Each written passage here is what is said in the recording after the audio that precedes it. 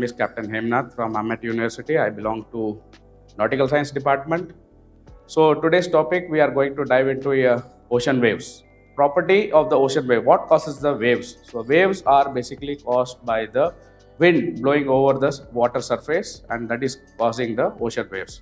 When the wind blowing across the surface of the ocean, this causes the friction into the surface of the water body and passes the energy from the waves from the winds to the surface of the water, and that gets converted into the waves. So they get transferred into the vibrating into the horizontal motion as well as in the vertical motion.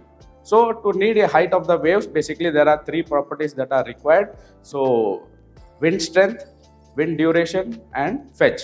The meaning of fetch is the uninterrupted distance over which the wind blows increases the wavelength, period, and the height increase. So there is another thing in the waves that is called swell. So there is a slight difference between wave and swell. Initially the phenomena that causes the small ripples that forms in the surface, so that is the slowly that's converted into the waves. But later on, the same waves, when they get sufficient strength and they have sufficient wavelength and of similar types, they form as a wave train and they start traveling at a longer distance. Can be because of the wind and also can be caused because of other external activities, seismic activities like earthquakes or volcanic eruption or tectonic plates. So this can also cause the swell. They travel a much larger distance, and it is not very easy to disseminate the swells. Okay, so waves have a forward direction of the wave. It must be clearly understood that although the movement or onward process form or shape a wave, there is no actual transport of water. It is only the energy that is getting transferred. That is how we feel the waves are. We feel that they start moving. Okay, and the wave travel, the particles pass the energy and they move in a circle. So once they reach to the shore, what happens?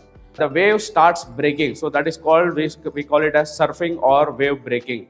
In that, what happens, we will see now on the two general categories. One is progressive wave, other is the standing wave or siche wave. So the progressive wave which progress, we feel that they progress, which belongs to almost 95% or contribute to 95% of the ocean waves. And the seismic waves which happen only in the enclosed area like lakes, harbors, in the river entrance.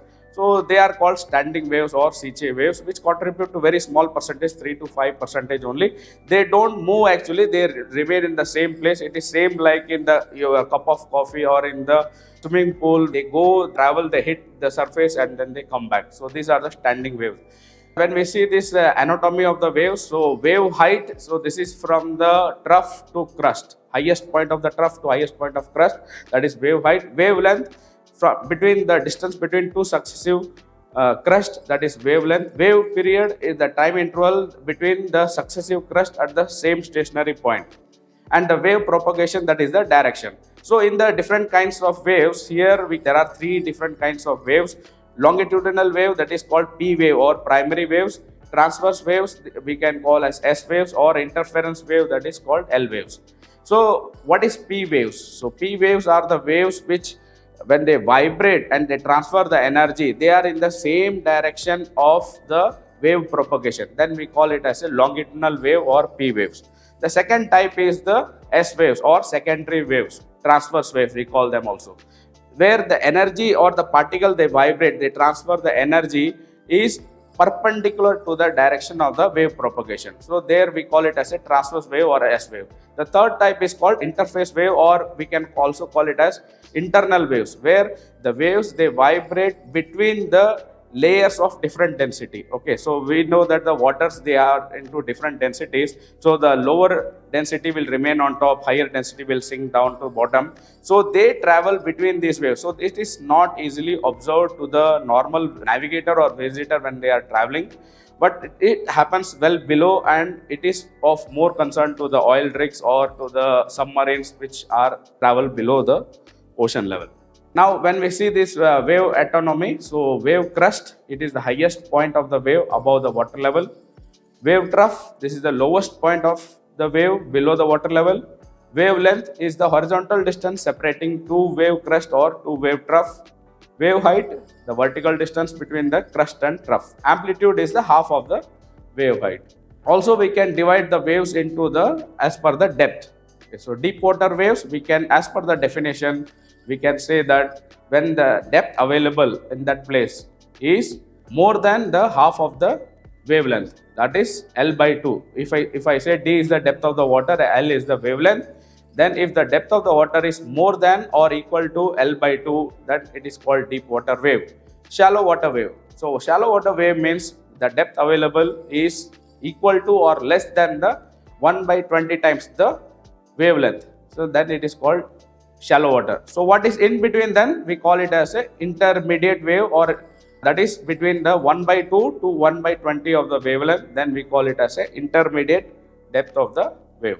We already talked about fetches, where it means that the longer distance where the uninterrupted the wind blows over a longer distance, it is called fetches. So for long fetches, there is a formula that is 0.0024 u square. So where u means the wind speed in kilometer per hour. Normally, generally 90% of the waves are less than 6 meter. What is the relation between temperature and waves? So we know that when we heat any liquid, the viscosity goes down. Very rare scenarios where the water temperature is more higher compared to the air temperature. In those circumstances, the viscosity of the water level decreases. In those places, we can have much higher waves. Freak wave or rogue wave. So they are also called as monster waves, which are particularly happening in the southeastern coast of South Africa, where this Agulhas current is strongest. So it is produced by the interaction of waves moving in different directions. It is also caused by combinations of swell, waves moving northeast and combined with the cold front. It can almost attain the height of 20 meters or more, and which is particularly dangerous to the fishing vessel or smaller vessels, and also the vessels which are carrying the deck cargoes. So they are more susceptible to cargo damage or even the water ingress. Next, internal waves, what we talked about previously also, they travel between the ocean, not on the surface. Most of these waves, they occur between the layers of water with different densities. The internal waves are caused by tidal forces, ship wake, strong winds and small quake. Because these waves operate within the water column, they may not be easily observed. Next, the standing waves or sea waves is the wave that can occur only in the enclosed part of the body. The standing waves is different from the waves we have discussed because it does not move forward, rather it oscillates. So sea waves are observed regularly in the bays, reservoirs and lakes. So the wake that is caused by the force that acts to resonate the water, like winds, earthquakes, tsunamis. Lake Erie of the Great Lakes is also a very good example for the sea waves.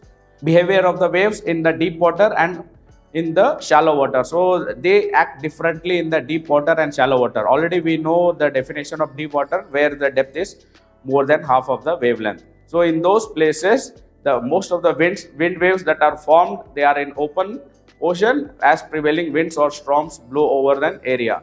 The places where it is first formed, it is called sea, and slowly it becomes into waves and swells. So what happens when they are coming near the land? So we will see the behavior in the shallow water region. Shallow water is when the depth is less than 1 by 20 of the wavelength. In those places, whenever they are nearing that, they start feeling the bottom, or they start feeling the land. So in those places, the wavelength further reduces. So in that result, the wave height increases to sufficient height, and when they come and they break, that is the surfing time, they release all the energy that they have and cause a major destruction to the shore. We can say that the waves became unstable and they start breaking only when the wave height increases sufficiently, that is equal to or more than 0.8 of the depth, and then they became unstable and the wave height suddenly start increasing compared to the wavelength, resulting in the complete destruction. So what is the other type of wave? These are called destructive waves. Example, tsunami, what we know recently in the 2004 year, where India suspected large damage along the southern coast of the India. So destructive waves are very powerful waves. It can cause because of two reasons. One is because of the seismic activities, that is tsunami. And the second one is because of the storm waves, which are caused due to the bad weather that is happening far away, and these generating and they travel towards the shore. So what are the phenomena for this? So the height and the wavelength, usually they are very tall and short wavelength. Front, steep front, they have very steep front and vertical front, which causes powerful impact.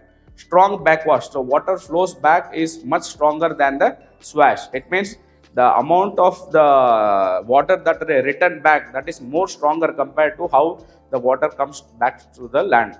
Erosion, they have a very strong backwash, causes erosion and transports the sediments away. Destructive waves, it forms two categories, seismic or tsunami, and storm waves. They are caused due to the produce of submarine earthquakes. And storm waves because of the hurricanes or cyclones local, that is because of the disasters. The waves of extraordinary height produced by these storms play havoc, particularly in the low-lying. Next, tsunami. So, tsunami, we can divide the word into su and nami. Su means the harbor, and nami in Japanese, it means the waves. So, it is harbor waves. So, they are the underwater seismic waves. They have very long wavelength caused by rapid displacement of the ocean water because of the tectonic plates disturbance. The earthquakes at the bottom floor caused where the Richter scale is 7 or more than 7. The earthquakes that cause sudden vertical movement cause the front line. Volcanoes and sometimes tsunami are caused by the landslide due to avalanche movement. The phenomena forces the water level to rise at a so great, maybe 1 meter or more, leading to formation of tsunami. They have a very strong, long wavelength, and they travel at a very high speed, 500 to 800 kilometer per hour, and they have sometimes a wavelength of more than 100 kilometers. Okay, so the recent tsunami in the Pacific Ocean, that is 26th of December 2004, along the east coast of India and the neighboring countries of Sri Lanka and Thailand. So a sailing ship in the deep water can barely notice. We cannot see when we are navigating on them because of the longer wavelength and shorter wave height. But when they reach the shore, the wavelength reduces, wave height increases, and causes a maximum destruction to the shore. Thank you.